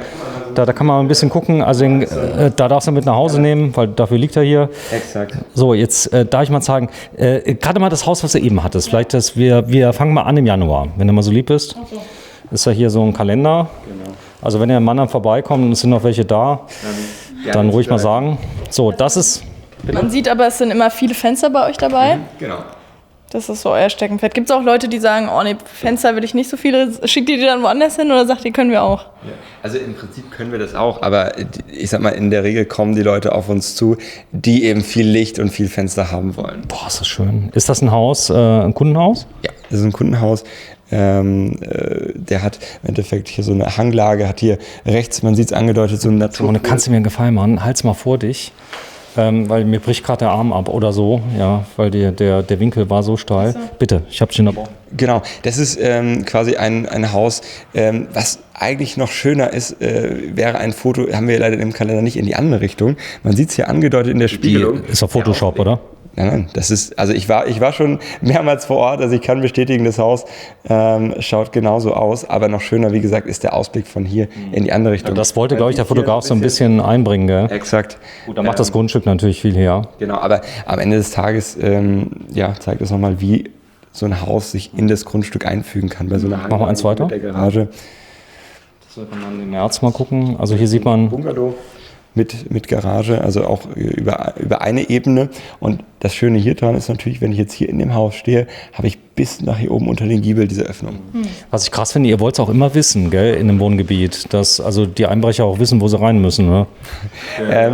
Also ich sag mal, ein Hufhaus erkennt man definitiv, aber dafür gibt es ja Alarmanlagen. Dafür gibt es Alarmanlagen, beziehungsweise ist das Haus auch, hat eine gewisse Vorbereitungen, ist in gewisser Weise einbruchshemmend. Also kann man das Glas so bestellen, dass eine Folie zum Beispiel drauf ist? Ja, es gibt da auch Verglasung, also spezielle Verglasung für verschiedenste Anforderungen. So, und dann viel wichtiger ist die passende Alarmanlage, die auch schon vorwarnt. Das ist ja schön. Was ist das denn hier? Ist das hier eine Akademie? Das ist ein Wohnhaus tatsächlich, Einfamilienwohnhaus. Mit 10 Kindern? Also es ist ein sehr, sehr spezielles Haus, vor allen Dingen auch allein durch die Dachform, weil wir haben hier eben diesen Flachdachteil und hier so ein geneigtes Dach. Ist das ein Pultdach? Das ist ein Pultdach, genau. Und in diese Richtung, also auch hier, haben wir wieder in diese Richtung sehr coole Ausblicke. Ich krieg Angst, diese Wohne. Ich habe ja auch nicht gewusst, was ein Pultdach ist und so, aber ich denke, so jetzt noch 500 Videos und haben wir es drauf. Auch ein sehr, sehr schönes Haus. Haben wir in der Nähe von München gebaut, jetzt vor 2,5 Jahren übergeben. Der Bauherr, man sieht es hier so ein bisschen angedeutet, hat natürlich auch einen sehr, sehr interessanten Look, weil er hat es sehr, sehr clean gehalten, sehr, sehr weiße, helle Farben, so ein Betonoptikboden mit schwarzen Armaturen im Bad, also auch sehr, sehr interessant. Was macht euch jetzt außer den vielen Fenstern denn noch aus, so bei Hof? Also an sich ist es natürlich, abgesehen von der Architektur, genau das, dass wir Konzepte von vorne bis hinten anbieten. Das heißt, dass man sich um nichts kümmern muss, dass wir einfach, also unser Anspruch... All inclusive. Exakt, und unser Anspruch ist es eigentlich der, und so kann man es gut zusammenfassen, wenn jemand mit uns ein Haus gebaut hat, muss er am Ende zu der Entscheidung kommen, wenn er wieder baut, dass er wieder mit uns baut. Was krass ist, ich glaube, dass die Entscheidung, mit euch ein Haus zu bauen, ist auch sehr förderlich für den Abverkauf, weil ein schönes Haus verkauft sich auch besser, oder? Ja, definitiv. Also wir haben ja auch viele Bauherren, die nicht das erste Mal mit uns bauen, die wir dann auch bei der Veräußerung, bei der Vermarktung von dem bestehenden Hufhaus begleiten. Und da haben wir die Erfahrung, dass das wirklich sehr, sehr gut funktioniert. Viele Leute, Grundstücke sind ja immer ein Thema und wenn ich jetzt so ein Haus habe, mit Grundstück, mit eingewachsenem Garten etc., das werde ich super, super schön und super schnell auch los und auch zu einem sehr, sehr guten Preis in der Regel. Das ist wichtig. Also Wertanlage. Cool. Komm, wir gehen mal weiter. Denn der Trend zum Dritthaus ist nämlich klar erkennbar bei Huf. Ja. Magst du mal hochgehen? Ja. Denn wir waren noch nicht oben, du bist mein Zeuge. Ich war auch noch nicht in der Küche. Und hier oben sieht man, boah, das könnte doch hier eine Anwaltspraxis sein von einem Top-Anwalt. Ja, also es ist auch so, dass wir tatsächlich auch viele Bürogebäude auch bauen. Auch das. Also auch das ist jetzt nicht unrealistisch. Hier Edelstahl mit dem Holz. Und auch hier waren schon gefühlte 100.000 Leute sind hier hochgegangen. Darf hier jeder gucken oder muss ich mir vorher eine Eintrittskarte ziehen? Nein, also hier auf dem Gelände in Mannheim ist es so, dass es innerhalb der Öffnungszeiten, also von Dienstags bis Sonntags, beziehungsweise mittlerweile Mittwoch bis Sonntag, jederzeit zugänglich ist. Das heißt, man kann hier einfach vorbeikommen und sich das anschauen. Natürlich. Du hast vor, dass ich jetzt total frustriert von dem Gelände fahre. Freust du dich nicht auf dein Wohnmobil? Das sowieso nicht, aber das ist. Nein, ich habe jetzt so viele Anleihen bekommen. Nein, also es ist ja am Ende, soll es ja auch irgendwo beeindrucken. Und, das nervt, das ist nur noch am Nerven. Alles ist so geil und ich will alles haben. Hier guckt der Ausblick. Das ist zwar die blöde, was ist das hier, A6 oder was ist das? Ja, müsste, oder? Ich bin mir gerade auch nicht sicher. Aber du hörst nichts. Also das ist ja das, was ich eben auch meinte. Man fühlt sich in dem Haus, unabhängig davon, ob jetzt eine Autobahn, ob jetzt was in der Nähe ist, man fühlt sich wohl. Und man muss auch dazu sagen, jetzt haben wir natürlich Winter. Das heißt, wir haben kein Grün, gar nichts. Und wenn ich jetzt meinen Garten entsprechend gestalte, sodass ich hier drumherum mein eigenes Reich habe, Grün habe, dann fühle ich mich habe ich hier meine eigene Oase und schaue von dem Haus auf meinen Garten. Und das ist eben auch das, warum es so wichtig ist, dass der Garten immer schon mitgeplant wird, weil am Ende ist der Garten ein Teil von so einem Haus. Was ich total toll finde, ist, wenn du dich mal gerade da hinsetzt. Bitte mein Model, dieses Teil soll symbolisieren, es handelt sich um ein Kinderzimmer. Ansonsten erinnert nichts daran, dass ein Kinderzimmer ist. Vielleicht dieser Tisch. Das ist sehr offen gehalten irgendwo, weil ob es jetzt ein Arbeitszimmer, ob es jetzt ein Kinderzimmer ist, Gästezimmer, ist ja am Ende jedem selbst. Mein Kind lebt im Designmuseum. So ist es, würden jetzt die Eltern sagen. Aber ich muss ehrlich sagen, das Kind wird ja auch größer und spätestens dann hat man zeitlose Möbel hier drin. Sehr geräumig, man kann ja überall eigentlich einen Schrank hinstellen. Wir werden uns das Bad übrigens gleich nochmal angucken. Das hat mich jetzt am meisten fasziniert. Dieses offene, total luftige, helle Bad. Kannst du hier mal gerade verschatten? Ich will mal gerade mal gucken, sehr gerne. Also dass wir mal einmal kurz schauen, wie sich der Raum verändert, wenn dieses harte Licht mal draußen ist. So, man muss erst den C64 hochfahren Nee, war Spaß. Aber hier die Steuerungstechnik, die ist sicher, oder? Die funktioniert. Genau, also die funktioniert und man kann es natürlich dann auch dementsprechend. Man kann auch sagen, automatisch, wenn je nachdem. Genau, also es gibt die Möglichkeit, so einen Wetterwächter zu installieren, sodass es eben automatisch, sobald die Sonne scheint, runtergelassen wird und auch ausgerichtet wird. Total krass ist. Ihr habt hier oben das Oberlicht, das wird nicht verschattet. Dadurch hast du immer an 2 Stellen noch so viel Tageslicht, dass auch wenn es sehr hell ist im Sommertag, du voll das Licht hast. Und da kommt eben auch keine, also man sieht es auch selbst, wir haben jetzt einen Wintertag und selbst trotz, dass die Sonne so tief steht, bekommen hier keine Sonne rein. Das heißt, man kann es eben auch komplett offen stehen lassen. Man kann aber auch dort Jalousien platzieren und das würde gehen, wenn das Kind schlafen soll. Genau. Damit es auch wirklich dunkel wird. Boah, jetzt wirkt der Raum viel geiler, weil jetzt kann ich ihn endlich mal filmen. Ja. Jetzt haben wir beides mal hier drin. Also das wäre ein multifunktioneller Raum. Hier könnte ich jetzt abchillen, hier kann mal die Tochter kommen. Der Freund, Gästezimmer. Genau. Boah, ist das schön. Dann hier diese Tür, das finde ich so klasse. Du siehst wirklich nicht, du siehst es nicht, wenn du die mal gerade öffnest, bitte, sei mal so lieb. Du siehst nicht, dass hier eine Glasscheibe davor ist. Die ist so fliegend, dass du die nicht erkennst. Also ich habe da so oft Dinge gesehen, das heißt, stört die Optik gar nicht. Die Güte ist so hoch, du kannst komplett durchgucken. Exakt, also darum geht es ja auch irgendwo, man soll es ja auch nicht, soll nicht den Blick stören, es soll wirklich möglichst dezent sein. Hier, guck mal, die Gardinenstange auf dem Mikrometer gefertigt, genau, keine Bohrung. Das heißt, also das habt ihr alles integriert? Exakt. Also es wird von vornherein eben dann schon geplant. Und wäre das jetzt auch möglich, hier zum Beispiel nochmal so einen Ausgang zu machen, so einen kleinen Balkon? Genau, also ist auch kein Problem. Es wäre sogar nachträglich möglich. Also man könnte jetzt, dadurch, dass wir schon die Balkontür haben, man könnte das Geländer abnehmen und dann eben nachträglich einen Balkon dann auch hier ranbauen. Ja, ganz wichtiges Thema ist ja Licht und Beleuchtung. Das liefert ihr mit auf Wunsch? Exakt. Also auch das, also die gesamte Beleuchtung wird mit geplant und dann, Mach mal an, bitte. Und dann dementsprechend auch die Leuchtung. Dass wir einmal kurz gucken, wie sich das verändert, denn ihr habt viel indirektes Licht. Ihr habt da auch nicht die günstigsten Leuchtmittel verwendet. Das heißt, indirektes Licht, Akzente setzen. Das Ganze ist Smart Home, das heißt, ich drücke unten auf eine App, auf einen Knopf und das ganze Haus ist dunkel, richtig? Ja. Okay, wenn ich das will. Der Boden, Eiche? Eiche. Milk and Honey nennt sich das. Milk and Honey. Genau. Boah, ist das ein schönes Haus. Und das ist das letzte Haus, was wir filmen. Also ich muss ehrlich sagen, ich hätte das nicht erwartet, dass in Mannheim hier so ein Haus steht. Ja, freut mich echt zu hören. Also auch, dass es dir persönlich sehr gut gefällt. Also Mir haben viele Häuser gefallen, muss ich sagen. Aber das hier wäre eins, jetzt muss ich ja immer dazu sagen, wenn ich Geld hätte. Ja, aber vielleicht habe ich es ja irgendwann mal, dass ich mir sowas kaufe. Ja, auch jetzt und sagst einfach nicht. Ja, wer weiß. Der Bitcoin stand auf 23,4 heute Morgen. Hast du geguckt? Ja, ab und zu. Eine Zeit lang habe ich mich ja sehr damit befasst, aber momentan. Ja, geht ja viel seitwärts. Sag mal, der CO2-Sensor, was hat der für einen Sinn? Der misst am Ende des Tages für diese Renson-Anlage, diese Lüftungsanlage, die wir unten im Technikraum gesehen haben. Sauerstoffgehalt. Genau, um dann dementsprechend in die Räume Sauerstoff reinzusteuern, Frischluft reinzusteuern, wenn die Luftqualität einfach zu schlecht ist. Das ist geil. Das heißt, stickig nicht. Jetzt hast du hier teilweise 30, 40 Leute zeitgleich drin samstags. Dann wird die Luft ja schon mal schnell dünn, oder? Klar, also dann ist die Lüftungsanlage natürlich den ganzen Tag auch irgendwo. Macht die automatisch. Exakt, also da muss sich niemand selber drum kümmern. Durch diese CO2-Sensoren wird die Luftqualität gemessen und dann dementsprechend gesteuert.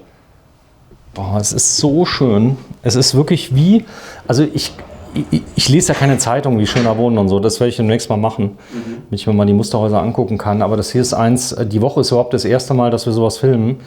Und du kommst ja normal in solche, also es ist wie bei den Yachten, du kommst ja mal in die Yachten auch nicht rein, ja. Aber hier in diesen Parks einfach mal reinzugucken.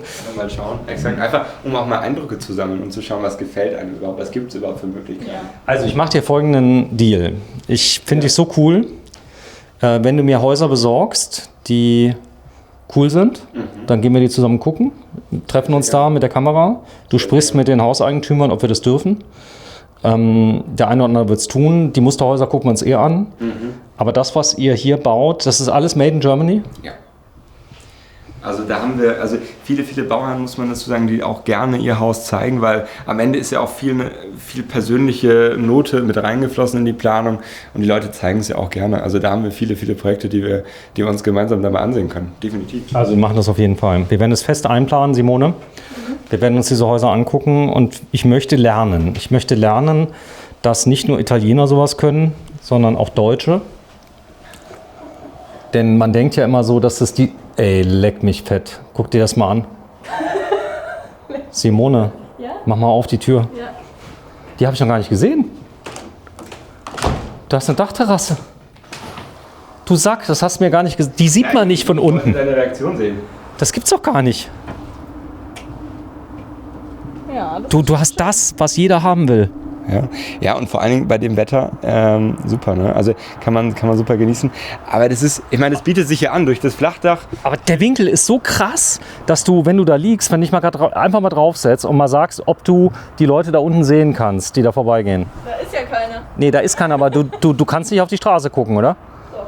Also auf Nein, die hier. ja, auf die hier unten nicht. Aber das bedeutet, wenn du nicht runter gucken kannst, können die dich auch nicht sehen. Ja. Boah, es ist schön. Und das heißt, man könnte hier noch Teil verschatten. Aber hier, dieses Glas mal wieder, das bricht so gut wie gar nicht. Das ist so, dass die armen Vögel, habt ihr das Problem schon mal? Hin und wieder. Also es ist aber auch liegt so ein bisschen an der Lage hier, dadurch, dass hier viele Bäume drumherum sind, haben wir das Problem weniger. Aber das ist hoch, durchsichtiges, blendfreies, das ist wahrscheinlich so ein Spezialglas, was nicht spiegelt. Ist es entspiegelt, kann das sein? Exakt, also damit auch wirklich hier du in alle Richtungen schauen kannst. Gut, man sieht jetzt schon, es ist immer von den Lichtverhältnissen abhängig. Wenn du jetzt hier nach links schaust, siehst du natürlich schon eine leichte. Ja, eine leichte, aber das ist doch hochgradig entspiegelt. Ja, also es sollte schon so möglichst viel Licht durchlassen, so viel wie möglich. Ne? Jetzt komm, das ist gut. Ja, ich meine, ich muss es ja nicht schlecht reden. Ich meine, du siehst es ja hier. Und am Ende ist es... Sag mal, hätte man das noch größer machen können? Ja, klar. Also du kannst die ganze Fläche hier als Dachterrasse ausbauen. Das funktioniert. Ist das bauplanabhängig? Muss man sowas beantragen, eine Dachterrasse? Ja, das zählt natürlich in die Wohnfläche mit rein.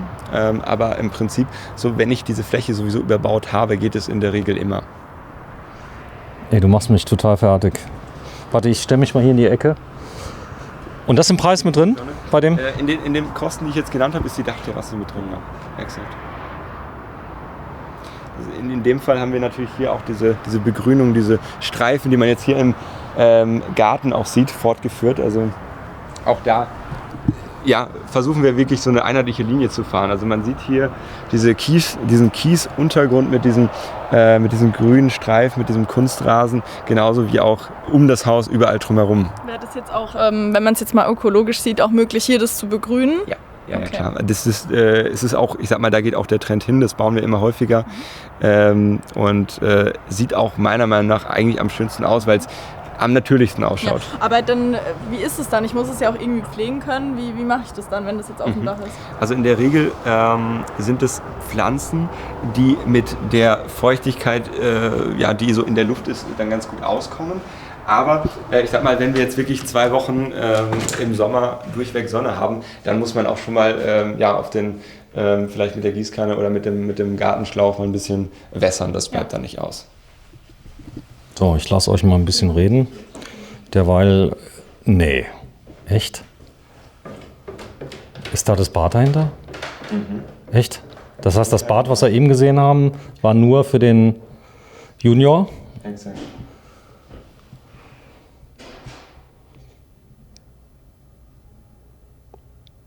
Ich bin selten, dass ich nichts sage. Ich muss mal wirken lassen. Deckenhöhe? Deckenhöhe sind 2,65 Meter, also die wir jetzt hier in dem Haus haben. Boah, ist das schön. Dann kannst du hier zuziehen, das heißt, du hast Vorhänge mit dabei an der Seite, wo zum Beispiel der Nachbar reingucken könnte.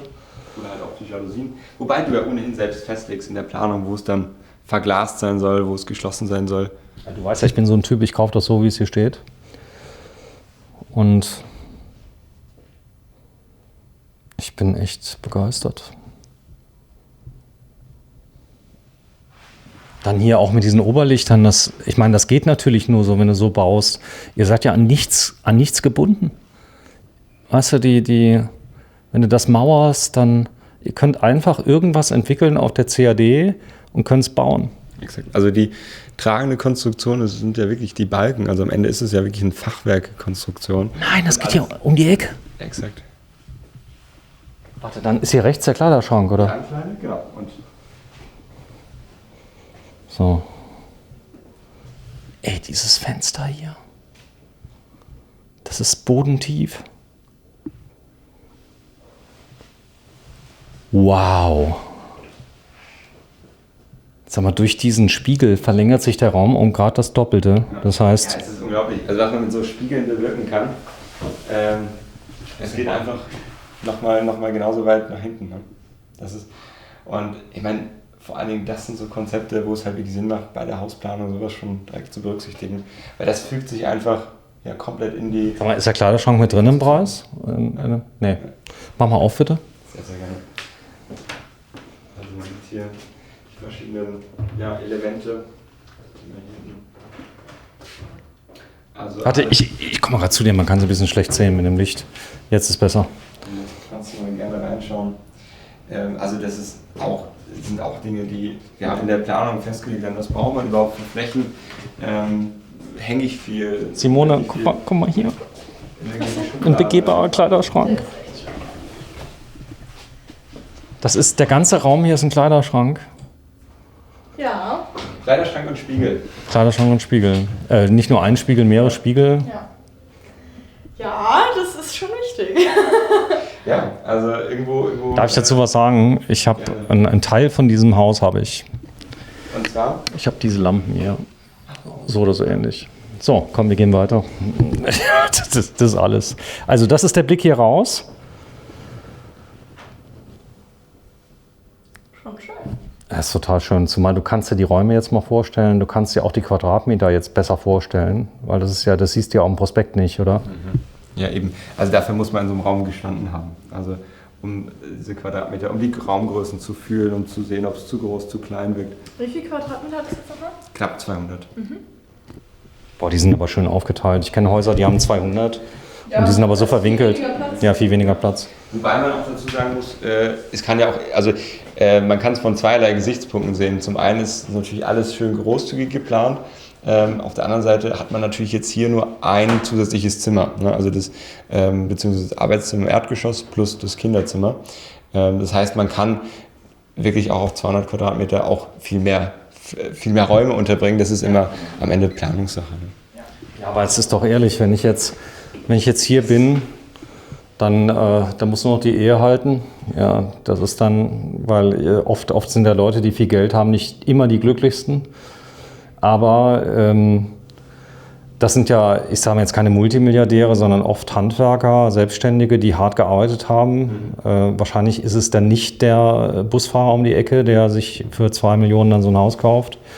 Also die verschiedensten Leute, also man kann es schwierig zusammenfassen in irgendeine... Ich will das nicht abwerten, aber selbst die Geld haben, die haben das ja nicht alles zufällig geerbt über Nacht, sondern viele haben hart dafür gearbeitet, gönnen sich das. Und jetzt kommt es noch viel schlimmer, es ist ja eine mega Wertanlage. Das heißt also anders, es ist klar, also ich gebe das Geld nicht aus, sondern ich investiere es und habe dann natürlich nochmal einen wunderbaren Effekt dadurch, dass ich darin wohne. Das heißt, ich kann mein Investment quasi nutzen.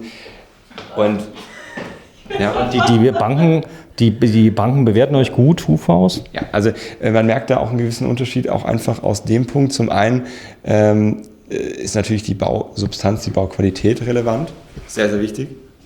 Und zum anderen ist für die Bank natürlich auch super interessant, dass wir seit 110 Jahren existieren und in unserer Firmenstruktur eine Abteilung haben, die sich ausschließlich mit dem Umbau, Anbau, Sanierung, Erweiterung von bestehenden Hufhäusern befasst. Das heißt, selbst wenn du jetzt hergehst und siehst irgendwo ein Hufhaus... Werterhalt. Exakt, und du kannst es jederzeit umbauen. Also, achso, ihr habt die Pläne, ihr könnt hingehen. Also, du siehst irgendwo ein interessantes Hufhaus, was verkauft wird, was schon auf dem Grundstück... Ist das so ein Brand, den ich eigentlich kennen müsste, wenn ich in der Szene unterwegs bin? Hufhaus ist sowas wie, ich sag mal... Also wenn du dich mal ein bisschen damit auseinandergesetzt hast und ein paar von diesen Häusern gesehen hast, dann wirst du die Hufhäuser überall auch erkennen. Also es gibt so ein paar Merkmale, an denen du das wirklich super gut... Wie viele Häuser habt ihr draußen? Sofort. Also gebaut haben wir schon wirklich Zehntausende Häuser, muss man... deutschlandweit, muss man sagen, und jährlich kommen so um die 80 bis 100 Häuser dazu. Ja, also ich finde es auch wirklich faszinierend oder gut, dass ihr ein Alleinstellungsmerkmal auch irgendwo habt, weil ich meine, die anderen haben irgendwie dann doch einen Konkurrenzkampf, wenn es irgendwo immer ähnlich ist. Also jeder bietet ja eine Art von Flexibilität im Fertighaussegment, sag ich mal, aber ihr habt halt nochmal... Das ist mit nichts vergleichbar. Und das Geile ist, du musst dich um nichts kümmern. Die sind ja dafür verantwortlich, was sie hier einbauen. Wenn es jetzt hier eine Grohe, was ist denn das hier, Axor? Wie geil. Heißt, ich muss mich um nichts kümmern. Wenn irgendwas nicht geht. sein sollte, dann hast du eine Nummer, wo du anrufen kannst. Und das ist meine. Du rufst mich an und ich organisiere, dass das Ganze wieder... Also wir werden eins machen. Wir senden mal das Video, mal gucken, ob du danach bekannter wirst. Ich befürchte ja. Und werden auch gleich mal deine Kontaktdaten durchgeben. Also dieses tolle Haus findet ihr in Mannheim ich zeige es mal gerade, du hast besonders einfach, denn das Schild deutsches, passt nicht mehr ganz drauf. Nee, passt nicht mehr ganz drauf. Deutsches Fertighauscenter am Maimarkt und das Ganze ist in Mannheim, das liegt in Baden-Württemberg. Das ist die Schwesterstadt von Ludwigshafen. Also so kennt man das. Du bist aber nicht hier aus der Gegend, oder? Ludwigshafen am Rhein, nicht am Bodensee. Ich komme gebürtig aus dem Westerwald tatsächlich. Und also dort haben wir auch hat Hufhaus auch seinen Firmensitz und von dort aus produzieren wir auch und bauen unsere ganzen Häuser. Und bin dann eben eine Zeit lang, hatte ich eingangs ja schon mal erwähnt, nach München gegangen, habe eine Zeit lang für Hufhaus dort gearbeitet und wohne jetzt wieder im Westerwald und bin quasi immer so ein bisschen am Pendeln zwischen Mannheim und Frankfurt. Der Westerwald war früher mal Räuber und ich muss jeden Abend ja meinem Sohn Geschichten erzählen. Zurzeit immer nur der König und die Königin der Wald, die Hexe, also der ist 10 und der kennt jedes Grimm-Märchen, 217 Stück. Komm, wir gehen mal raus. Du, ich bin Papa aus Leidenschaft und das Geile ist, bei den Grimm-Märchen, die haben immer noch was Verstecktes dabei. Es gibt immer noch eine gewisse Message, die mitgesendet wird, ne? Das stimmt schon. Ja, die ist auch zeitlos. Also von dem, meistens dem Habgierigen, dem das irgendwie nicht ging. Dann gibt auch immer die böse Hexe, die findet man auch immer so. Manchmal ist der Nachbar. So, ne? Also ich bin echt, ich habe jetzt verstanden. Das heißt, ihr habt einen Brand, der heißt Hufhaus. Das ist so ein bisschen, ich nenne mal eine Marke, da wirst du mir sagen, ob dir das gefällt. Jetzt bin ich gespannt. Braun? Weiß ich nicht. Also Die Design, sage ich jetzt mal, dann nenne ich dir mal eine Marke. Ich will jetzt bewusst keine Automarke nennen, weil ich nenne dir mal eine Marke, warte mal, die in die Richtung geht. Design Bang & Olufsen. Kann man sehr gut, doch, kann man sehr gut. Bauen ja keine Fernseher mehr leider, ist ja... Genau. Also wir hatten auch zeitweise viel, also auch tatsächlich als noch Fernseher... Apple. Oder Apple ist auch ein sehr guter Vergleich, ja. Apple. Oder Samsung mittlerweile ist auch eine Top... Unternehmen, die einfach einen Designanspruch haben und Qualitätsanspruch, das miteinander verbinden und das zu einem geilen Produkt machen. Also so lässt sich das, denke ich, zusammenfassen. Das ist auch unser Anspruch an jedes Projekt. Also das Projekt ist nicht bewertbar quasi durch Menge mal Preis, sondern es hat die Gesamtheit des Objektes machen es quasi zu einem Ensemble. Und das besteht aus den Möbeln, aus allem. Aus dem gesamten Paket, aus dem Erlebnis, muss man auch dazu sagen, weil dieser Hausbau, allein wie wir die Präsentationen gestalten etc., wir erstellen ganze Filme von diesem Haus, wenn wir es visualisieren etc. Also es ist wirklich ein Erlebnis, sowas zu bauen und man kann sich wirklich zurücklehnen und es ist ein Gesamtprozess, ein Gesamtprodukt und am Ende ist es auch ein Lebensstil irgendwo. Komm, wir gehen mal raus. Es muss einem gefallen. Hast du eine Karte von dir? Sehr, sehr gerne. So, die halten wir gleich mal in die Kamera. Also wenn ihr Lust habt, so ein Haus zu kaufen, beeilt euch. Denn ich glaube, dieses Video wird ziemlich einschlagen. Und wenn euch eine Farbe nicht gefällt, denkt dran, das Haus gibt es nur in dieser Farbe. Die Farben kann man nicht ändern. Auch die Küche alles kann man ändern. Alles ist anpassbar. Und ehrlich, ich bin ziemlich von Socken. Also wenn ich überlege, dass ich Yachten gedreht habe für 8 Millionen, dann wäre ich persönlich eher so der Typ, ich würde dann keine Yacht drehen. Ich dachte schon, die wären das Gold, die Karten, warte mal, Hufhaus. Aber das Logo ist doch relativ konservativ, finde ich. Das ist tatsächlich aus einer Dachform, die wir entwickelt haben, entstanden, dem Doppelpultdach. Wir haben es, glaube ich, eben im Kalender auch gesehen. Das sind diese 2 Pultdächer und der Flachdachteil in der Mitte. Also, wenn ich dich haben will, dann kann ich schon mal folgenden Rat geben. Ja, kommt nicht Samstag oder Sonntag, sondern macht einen Termin unter der Woche mit dir aus. Wobei auch da, also zum Gucken geht immer. Gucken geht immer und wenn man intensiv da nochmal ein paar Infos haben möchte, am besten immer anrufen. Also macht einen Termin, nehmt euch Zeit mit, denn du kannst viele Sachen am Rechner zeigen oder die ihr schon gebaut habt.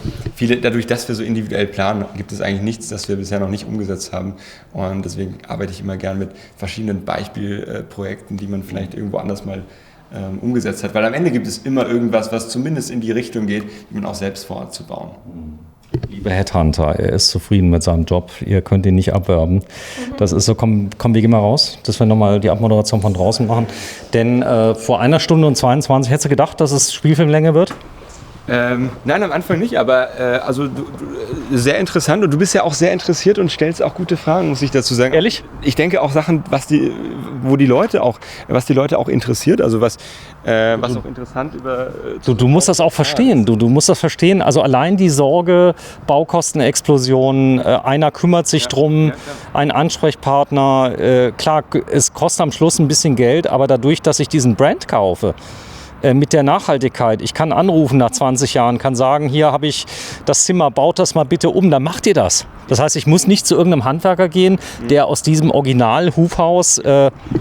Also du hast wirklich jederzeit die Möglichkeit, dich dann zu melden und wir wissen ganz genau, wo laufen die Leitungen her, wo können wir anbauen, wie sieht die Statik aus und das ist auch so ein bisschen das, was ja viele Bauherren schätzen. Also selbst nach 20 Jahren kann ich mich eben melden.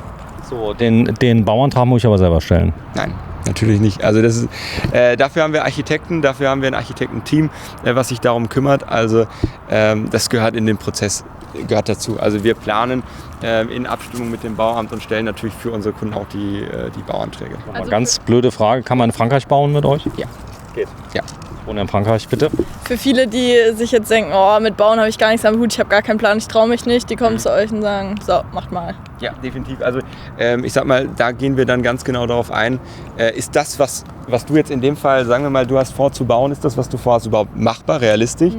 Und zum anderen, wie wäre der Ablauf, wenn du das so umsetzen möchtest oder was musst du beachten, dass man, so startet eigentlich jedes Gespräch erstmal, weil am Ende des Tages muss man sich erstmal ein Gefühl verschaffen, muss erstmal schauen, ist das, was ich mache, möglich, geht das Ganze und deswegen muss man da auch irgendwie nicht sich vorab, ich sag mal, irgendwie gewisse Scheue zeigen und sagen, ich weiß noch gar nicht, wie funktioniert das, kann ich überhaupt dort bauen, wie auch immer, das können wir alles prüfen, feststellen und dafür sind wir auch da. So, sagt Tobias Hoffmann. Tobias Hoffmann und die Melissa Kökens, hätte ich fast gesagt, nein. Simone Zöller. Ich bin am Ende meiner Tage, ich fahre jetzt nach Hause. Vielen Dank fürs Einschalten. Viel gelernt, Hufhaus, und wir sehen uns bestimmt noch mal wieder. Ich bin mal gespannt, wenn wir das Video gesendet haben, was die Eigentümer sagt, ob du dann noch deinen Job hast. Ja, das werden wir dann sehen. Ich bin gespannt, aber ich befürchte ja. Und ich zeige es noch einmal von der Seite, da haben wir es nämlich noch nicht gezeigt. Es ist wirklich ein Haus, das müsst ihr gesehen haben. Es steht in Mannheim und am Maimarkt. Hier oben drüber ist das Schild. Tschüss. Achso, abonniert German Television. Drückt auf die Abo-Taste. Abonniert uns, prüft das, wir haben fast 9 Millionen Zuschauer in 90 Tagen, aber nur leider 300.000 Abonnenten. Für euch ist es nur ein Klick, es kostet euch nichts, für mich bedeutet es sehr viel. Tschüss.